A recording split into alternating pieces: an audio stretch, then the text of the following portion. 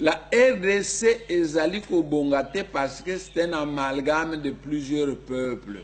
Bakongo peuple Moussousou, Baluba peuple Moussousou, Bangala peuple, Balubakalanga Moussou, mentalité Moussousou.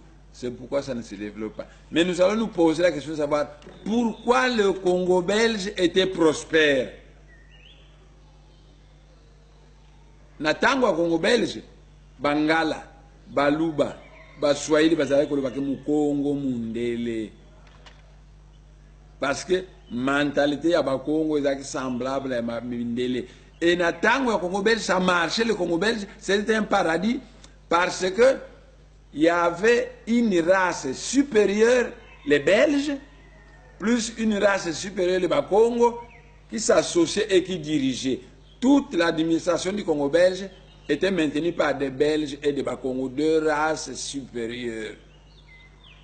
Tandis que les Bangala, les Belges disaient que ce sont des brutes qui sont tout bons pour brutaliser les indigènes du Congo belge. On doit les mettre dans l'armée. Donc l'administration, c'était les Belges et les Bakongo. Les finances, c'était les Belges et les Bakongo. La médecine, c'était les Belges et les Bakongo. Mais l'armée, c'était les Bangala.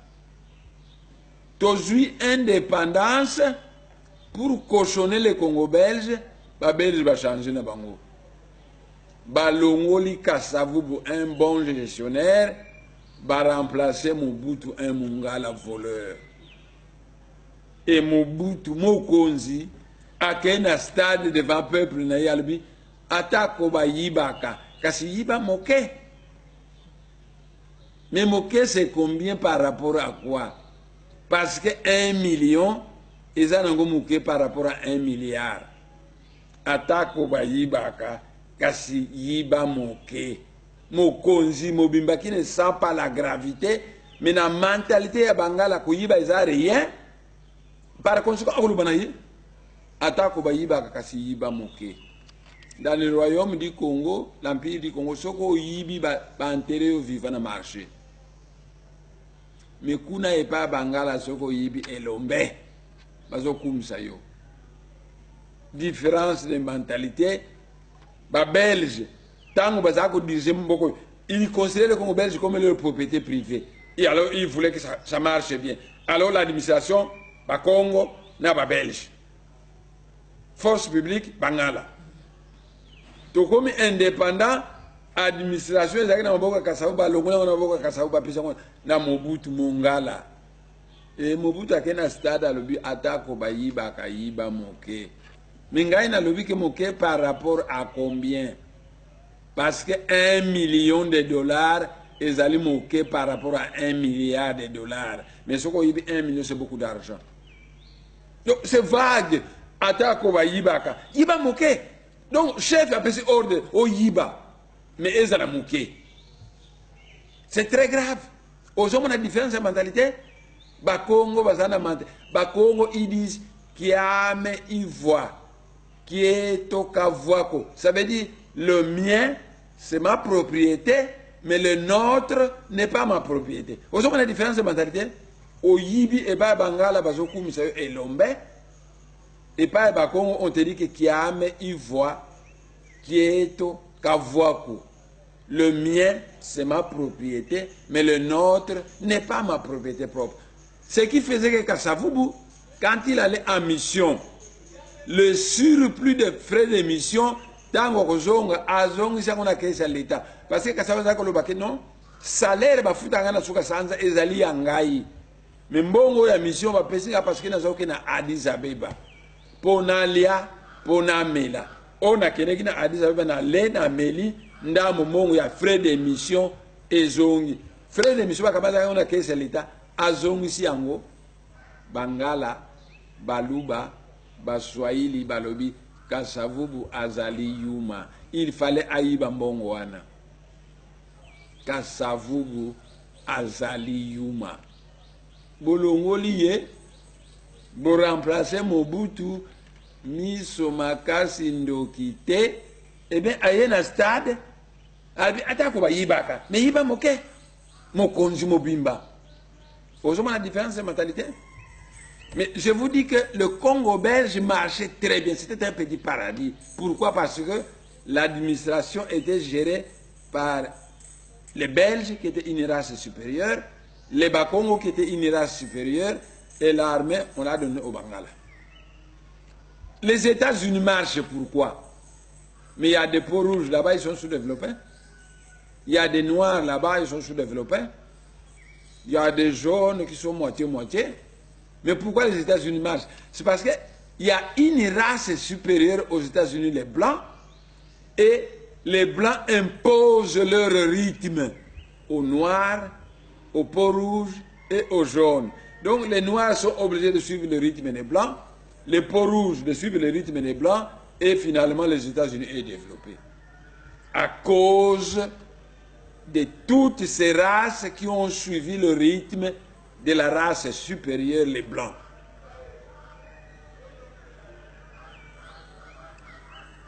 Bande Konangaï, nazali kuyebisa bino que soki bolobi que na RDC tokamata mentalité ya bakongo ya bon gestionnaire et doté de valeurs spirituelles et morales to imposer yango na makasi na batu nyonso crise kusila nango mboka yekobonga nango soki bozwi mokonzi moko mukongo a imposer bino na dictature na ye mentalité ya bakongo peut-on gérer mboka en fonction de la mentalité supérieure à Bakongo. Les Bakongos sont un peuple supérieur. Crise na RDC aussi là. Mboka eko bonga nengeza ko bonga na période coloniale. Soko bakamati un Mukongo qui a une grande fermeté, tout la nemanda c'est monsieur Mukongo. Bokamati un Mukongo bo pesi mboka a diriger avec fermeté. Suivant la tradition ya Bakongo, a imposé na batu nyonso mboka yekobonga nango. Mboka yekobonga nango. Donc, les Belges savent ce qu'il faut faire pour mettre fin à la crise au Congo. Dommage que les Belges ont le cœur à gauche et le portefeuille à droite. Sinon, les Belges, c'est ce qu'il faut faire. Voilà. Pourquoi Congo belge a la malamu? Parce qu'il y avait deux races supérieures qui dirigeaient le Congo belge. Les Belges, une race plus développée, plus le Congo, ils tenaient l'administration. Pourquoi les États-Unis sont développés? Pourtant, il y a des noirs là-bas, il y a des peaux rouges là-bas, il y a un peu de jaune là-bas. Les États-Unis sont développés parce qu'il y a une race supérieure là-bas, les Blancs, qui ont imposé à tout le monde leur rythme. Tout le monde est obligé de suivre le rythme des Blancs. Et finalement, les États-Unis sont développés.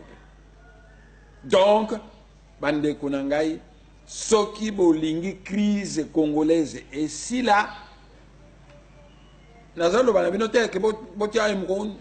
c'est votre problème, c'est votre problème. Mais je vous préviens que Mboka Namino Kobonga Nangote.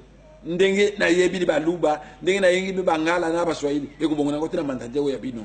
Mais soki bolingi Mboka na bino ebonga, bozongisa un Kasavubu au pouvoir. A imposer bino mentalité ya Bakongo. C'est une race supérieure et bokomona Congo belge ekobonga nango. Mais toko imposer mu Congo te, mais toko comparer makambo ele kana ba étoile mususu. Dans certaines étoiles, quand il y a trois races qui habitent une étoile, chaque race a son roi. Dans certaines étoiles, chaque race a son roi. Et leur planète est dirigée par ces trois rois. Ils forment un présidium formé de trois rois. C'est eux qui dirigent, basent une décision ensemble et chaque roi a dicté à mon peuple naïe. Donc, ce que vous pouvez faire, vous devez éviter pour le moment d'avoir un président unique en RDC. Évitez un président unique. Dans le président Kabila, dans le président unique, il y a pas Swahili. Mais si vous avez un président unique, il y a un sakanate. Kolongo la Bakongo na misala, basale gouvernement 48, Bakongo basalite. éviter d'avoir un président unique. Le 1 plus 4, c'est une demi-vérité. Bossala en sorte que Bakongo bazana président na bango, Baluba président na bango, Bangala président na bango, Baswahili président na bango. Et ces 4 présidents vont former un présidium. Bakosala bango 4 villas somptueux, comme les maisons blanches dans la cité du fleuve. C'est là qu'ils vont vivre et ils vont commander la RDC. Mais 4 présidents, pas un seul, s'il vous plaît, pas un seul. Bogotia nani Muluba, tribaliste. Bogotia nani Moussouaili, trop tribaliste. Bogotia nani Mungala, trop léger. Bogotia nani Mukongo, mais bino boboyi ba Congo. Beaucoup misaka Lumumba, beaucoup misaka boboyi ba Congo. Alors dans le mina bino boye, bopona 4 présidents, ba Congo na président na bango, Baluba na président na bango, Baswahili na président na bango, Bangala na président. Et ces 4 présidents vont former un présidium de la Confédération congolaise. Pour diriger, ils vont chaque fois être ensemble, ba décider makambo e mutu na mutu atindi yango epai na ye. Soko bosali présidium ndenge wana, c'est un peu comme le 1 plus 4, mais un T, ça ne sert à rien. Vous ne devez pas avoir un président unique, simplement un présidium. Il y a 4 grandes communautés, chaque communauté aura un président et tous ces présidents travaillent ensemble. Il y a des étoiles qui fonctionnent comme ça. Alors, bino, mosana bino ko kopé makambo ya poto, ana allemand bazana président mais allemand bino bosaba allemand. L'Allemagne, c'est un peuple qui a une même mentalité, qui parle une seule langue, qui a une seule culture. Ce n'est pas le cas de la RDC, c'est un amalgame de tribus aux mentalités diverses. Alors, Baluba, bazali trop tribaliste, Baswahili, bazali trop tribaliste, Bakongo, bazali mieux, Bota la gestion à Kasavubu, Naya Mobutu, Naya Baswahili, ezali différent, Bangala, Balandi, Bakongo, Bangala, bazali tribaliste, makasité. Donc, les Baluba très tribaliste, les Baswahili très tribaliste, Bakongo, bazakaba tribaliste, c'était, et Bangala, Balandi, Bango. Mais Tolobi, Boye, le coup la boya Bakongo, parce que je vais l'accepter, donc Boya Bakongo. Tolobi te bo imposer un président Mukongo, mais bo ça la boye. Bakongo na président na bango, Bangala pe bazui président, Baluba président, Baswahili président et Bosali présidium. Ces 4 présidents seront les membres du présidium qui dirige la République démocratique du Congo. Ça s'est fait dans certaines étoiles, ça marche, et qu'on peut marcher par Nabino, et qu'on peut sauvegarder l'unité Nabino. Parce que le coup, vous avez connu que la Bakongo est belé, Bakongo Bakomi na posa balongo na bango na RDC.